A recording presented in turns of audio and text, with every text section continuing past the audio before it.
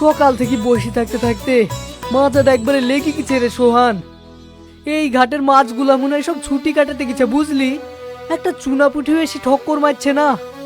আর বলুন আব্বা, সেই টেকনি থেকে ফাতনার দিকে তাকিয়ে থাকি আমার চোখগুলা টেরা হয়ে যাচ্ছে। মা বাড়িতে পই পই করে বলি দিল আজকে বড় মাছ না গেলে কিন্তু বাড়িতে ঢুকতে দেবে না। তোর মায়ের আর কি দোষ বল, রোজ রোজ তো আর ডাল ভাত খেতে ভালো লাগে না, কিন্তু মাছ তো আমার কথা শুনি বড়শি টাসি লেগে যাবে না।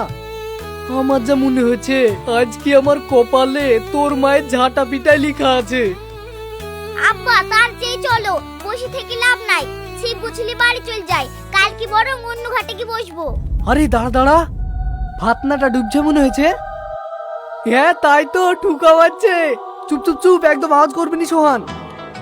আব্বা ছাড়বা না, মনে হচ্ছে বেশ বড় সাইজের মাছ গেথেছে, জোরে টান মারো আব্বা।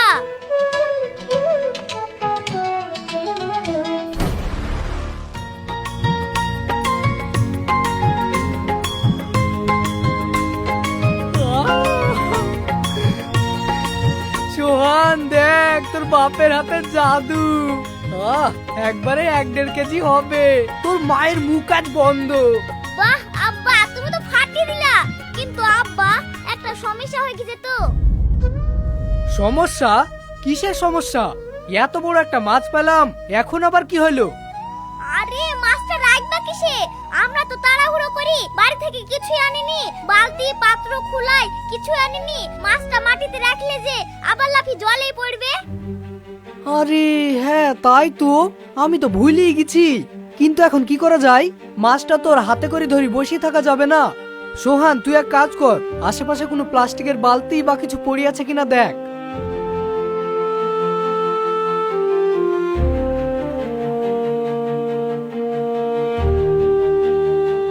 আব্বা ওই দেখো ওখানে একটা মাটির পাত্র পড়ি, ওই পাত্রটায় আমরা মাছটা রাখতে পারি।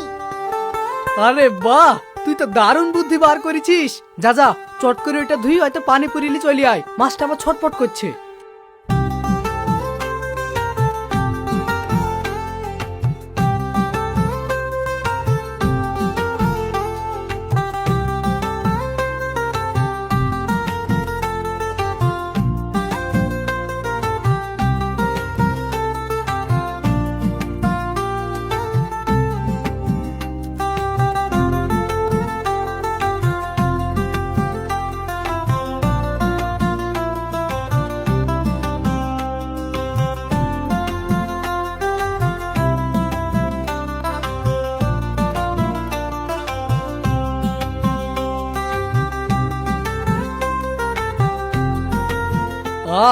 শান্তি। আর একবার ছিপটা ফেলি দেখি, যদি আর একটা মাছ বেঁধে যায় তাহলে আজকে ডবল ধামাকা হয়ে যাবে। ঠিক আছে আব্বা, তুমি ছিপ ফেলো, আমি হাতটা ধুয়ে আসি।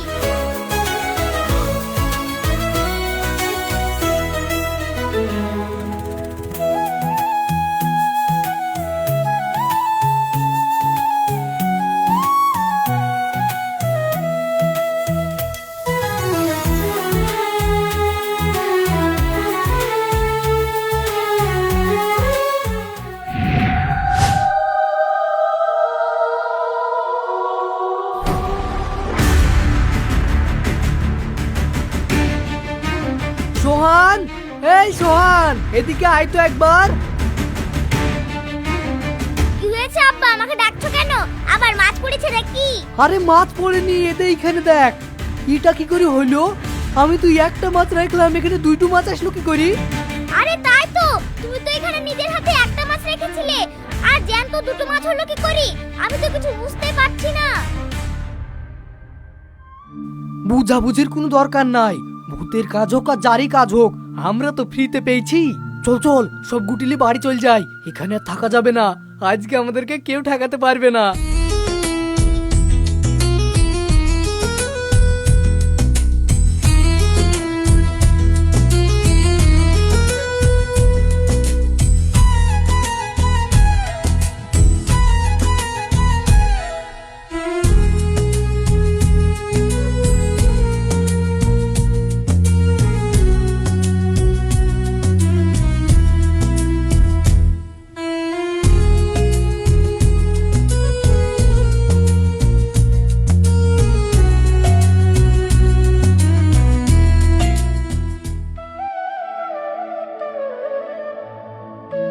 কি গো, ঘাটে গেছিলাম মাছ ধরতে, তা আবার এই পুরনো জিনিস কোথা থেকে কুড়িয়ে নিয়ে আসলা?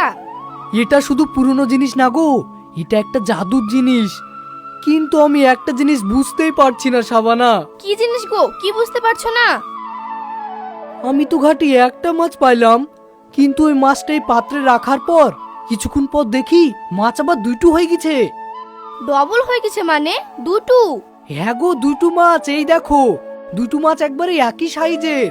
কিন্তু আমি তো ঘাটে একটা মাছই ধরতে পেরেছি। হ্যাঁ মা, আব্বা একদম ঠিক কথাই বলেছে। আব্বা একটা মাছই ধরতে পেরেছিল। তারপর মাছটা ওই পাত্রের ভিতরে রাখার পর হঠাৎ করে দেখি মাছটা ডবল হয়ে গেছে। তোমাদের মনে হয় মাথার তার কেটে গেছে, হয়তো দুটো মাছই ধরেছো, মনে নাই? কে জানে বাবা, যাই হোক, এই লাও, দুটো মাছ একসাথে রাখার দরকার নাই। আজকে একটা রান্না করো আর কালকের জন্য একটা মাছ এই পাত্রতে রেখে দাও। হ্যাঁ, তুমি ঠিকই বলেছো, কালকে একটা মাছ খাওয়া হবে আর আজকে একটা মাছ রান্না করি কি।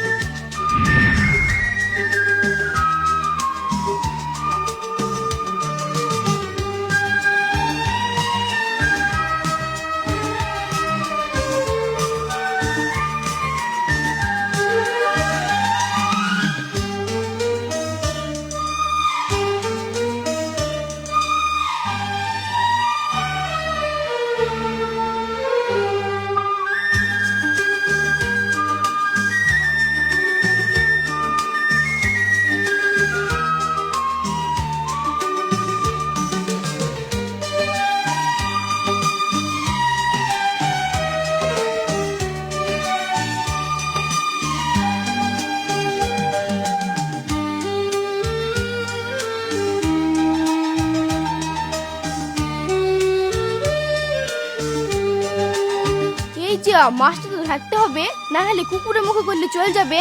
যা, এখনই ঢেকে দিয়ে আসি।